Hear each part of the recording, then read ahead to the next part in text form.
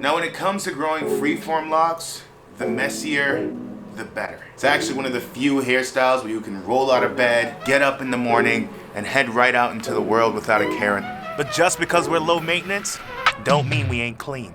In this video, we're gonna be covering how often you should be washing your locks, especially if you're rocking the baby freeformies. We're gonna be covering the tools that you need for a successful wash. Next, if you stick around long enough, you're gonna hop in the shower with me. Yeah, I said it. And we're gonna put all those tools to work, and I'm gonna show you how I wash my locks to sort of kickstart that locking process and get things going early on. Lastly, we're gonna talk about the importance of drying. You're gonna find out DOMI's secret drying method. It's patented, so that stays between us, all right? All of this and more, but first, we need our morning coffee. Grab a pencil or a pen and write this down. You wanna wash your hair about 1 to 2 times during that first 3 months of the locking process. During those initial 3 months, keep close watch of your scalp. Is your scalp oily? Is it over drying? Adjust your washes based on that. Weird that I'm wearing a t-shirt in like the dead of winter in New York City. It's literally December.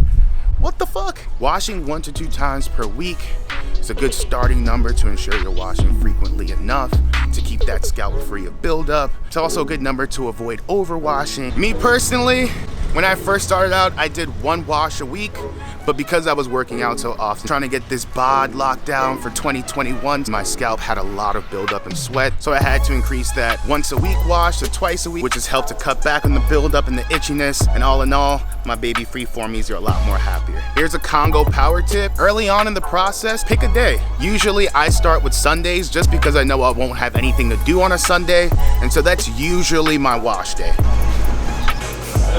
We got cold brew. Before hopping in the shower together and getting all weird, you would think that you would know my name.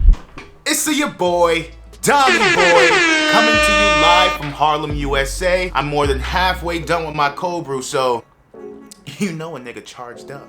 If you like taking showers, make sure you smash that like button. And if you learned something thus far, make sure you hit that subscribe button so you can stay up to date on all things freeform. So we've already covered how often you need to be washing your locks. So now let's get into the tools that you need in order to have a successful wash. As with most hairstyles and hair textures, you're gonna need soap, water, and these hands. When it comes to freeform locks, it's all in the details. Let's talk shampoo recommendations. Sure, you might have heard of it in other dreadlock videos, maybe on forums or online. The hands down #1 shampoo elixir for your baby freeformie is gonna be Dr. Bronner's all natural, all-in-one Castile soap. The reason why? It's all natural and it's residue free. 2 important components when you're choosing a shampoo or soap, especially when your freeformies start to grow and mature and become denser. Using a residue-free soap as a shampoo helps to avoid buildup after a wash, easier to rinse out, and as your locks start to grow and mature,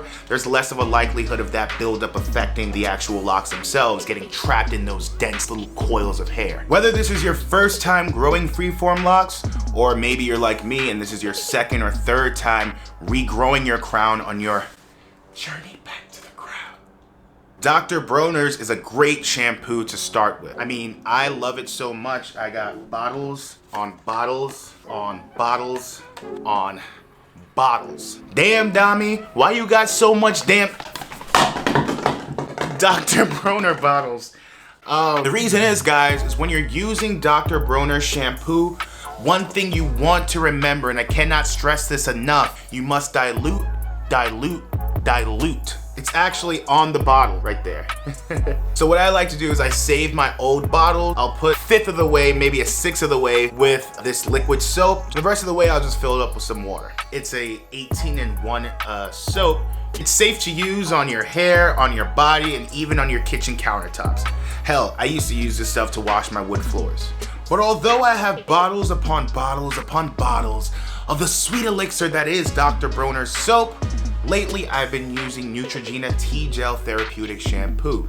I had a bit of over drying early in the process because I was putting raw tea tree oil on my scalp that actually wasn't safe for the skin, which caused me to get some flakage. Thankfully, using this has solved all of my issues. I personally like to stick to what I know, so I don't venture too far away from these two, but if y'all out there have some shampoo recommendations that have shown great results on your little baby freeformies, let me know what shampoos y'all are using down below. I do recommend after every wash, do treat your scalp to some love. What I like to do is I'll grab myself a nice spritzer bottle, fill it up with 1 part water and 1 part natural aloe vera juice. If you don't know about aloe vera, it's actually a great all-natural moisturizer. It's good on the skin, it's good on cuts, it's good on the scalp, it's good for hair, it's good for the digestive system. You can pick up a bottle of Lily of the Desert over on Amazon, or maybe you want to keep it even more natural, get yourself a little aloe vera plant. Along with the aloe vera, I also like to add in a bit of my favorite essential oils. Just make sure they are skin safe. Let's talk water. Baby freeformies love cold water.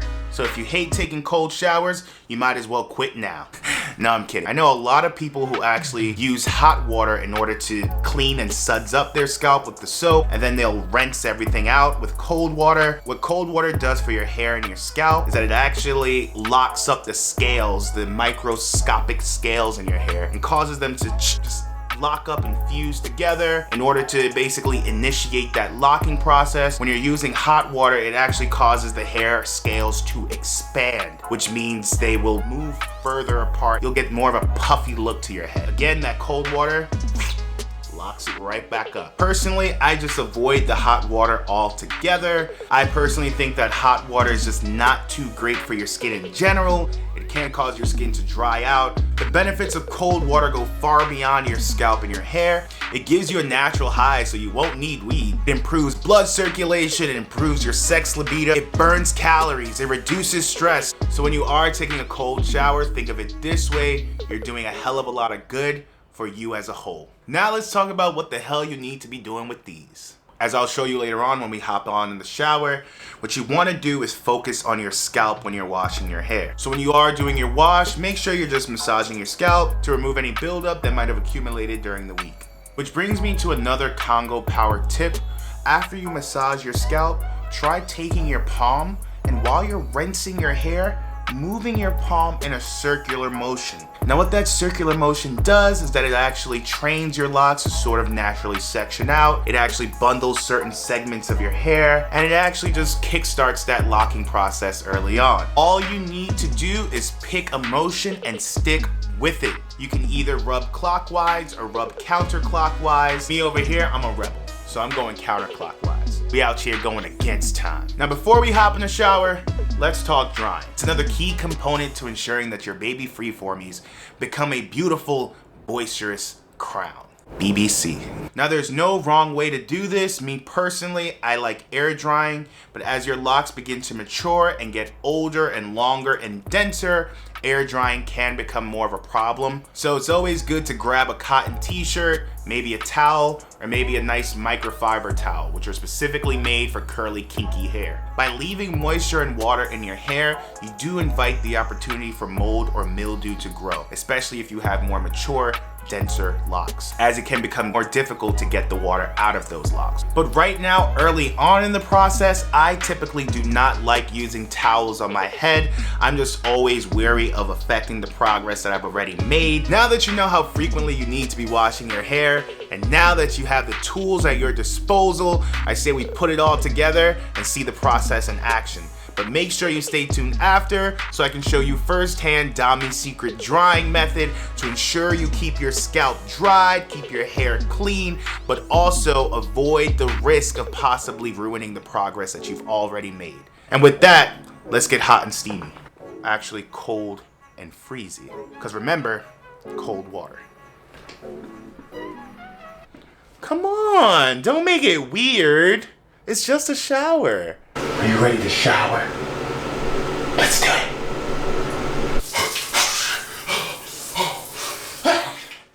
Now, first and foremost, I like to just dive right in and get all of my scalp wet.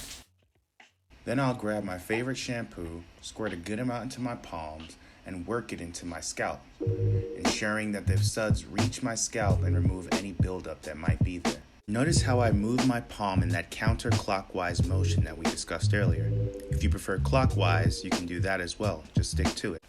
Move Moving your hands in this way helps to initiate separation within your hair coils, as well as kickstarting that locking process. As the shampoo sits in my locks, I'll go ahead and wash the rest of my body, maybe getting in a dance move or two like a complete idiot. Oh God, I'm so ashamed of myself. Proceed to rinsing. You want to ensure that you're rinsing everything out of your hair to avoid any possibility of buildup. Whew! Brick City on my titties, man. The nips is ice solid right now. Cold, my endorphins are like kicking in right now, you know? Man, you could see how the wash and the cold water is already waking my locks up and snapping them back. Man, feeling good, feeling right for the secret drying method.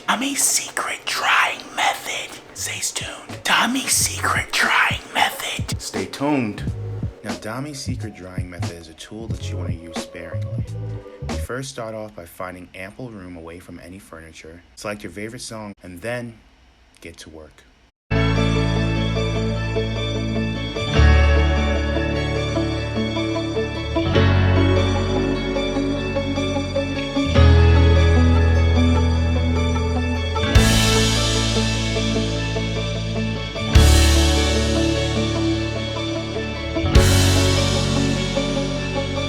And we dry. Now make sure you keep that secret drying method in the fam. Don't go and spread the secret to just anybody. You gotta make sure they're subscribed. So if you wanna try this DOMI secret hair drying method, go ahead and you send me your videos. I'll post them up in my next video and shout out anybody who tried this method on their own.